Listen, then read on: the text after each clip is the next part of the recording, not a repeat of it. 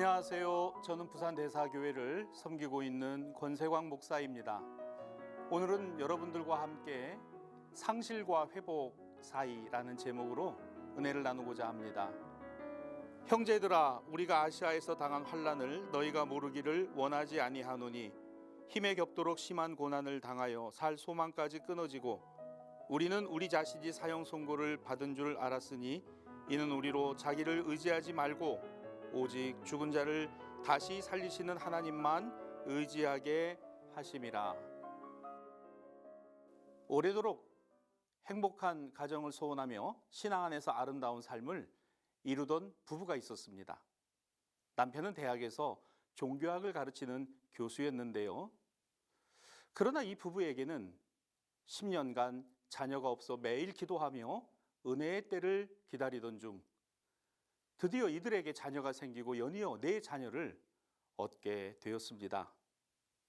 그러던 어느 날 1991년 이 단란하고 행복한 가족이 모처럼 여행을 떠나게 되었습니다.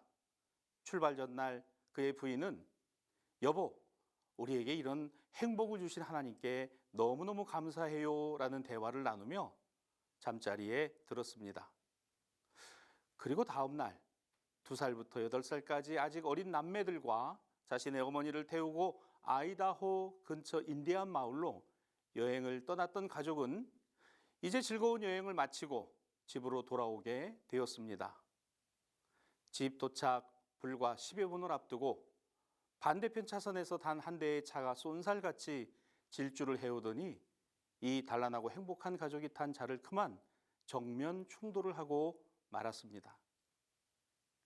순식간에 일어난 사고, 자신의 어머니와 아내 그리고 4살짜리 딸아이를 그 자리에서 잃었습니다. 그토록 행복하고 단란했던 가족이 한순간 비극의 희생자가 된 것입니다. 한평생 살면서 이런 엄청난 불행을 겪은 그가 자신의 삶의 구렁텅이에서 경험한 것을 글로써 책을 펴냈는데요. 이 책이 바로 하나님 앞에서 울다라는 제목으로 이 글의 저자가 바로 사고를 당했던 제럴드 시처입니다. 우리는 고통을 당하며 비극적인 상실에서 회복하거나 잘 피해가는 방법과 요령에 관심을 갖습니다. 상처받고 상실한 이전으로 되돌리고 싶은 마음이 간절합니다. 이것을 흔히 회복이라고 말합니다. 그러나 회복이 상실 이전의 삶과 감정으로 고스란히 되돌아갈 수 있는 것일까? 여기 이런 문제 앞에 서 있는 사람에 있었습니다. 바로 사도 바울입니다. 그는 말합니다. 살 소망조차 끊어질 정도로 죽고 싶을 만큼의 고통을 받는 것은 결코 복음을 전하는 것에서 당하는 어려움이나 배고픔이나 매맞음이나 목마름 때문만은 아니었습니다. 오히려 바울은 이런 상실의 상황 속에서 죽은 자를 살리시는 하나님의 역사를 경험했습니다.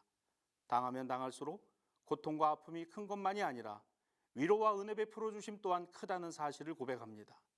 그리고 더 깊은 은혜는 바로 고통받고 있는 다른 모든 사람을 위로하도록 이런 상황과 조건 속에 두신다는 사실을 깨달은 것입니다.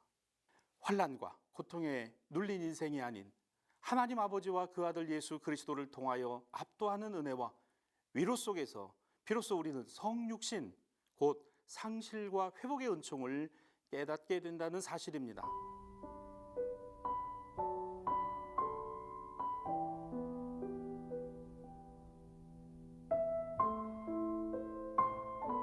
상실과 회복 사이에서 비로소 우리는 하나님의 사랑과 예수 그리스도의 은혜, 성령의 위로하심을 알고 깨닫게 됩니다.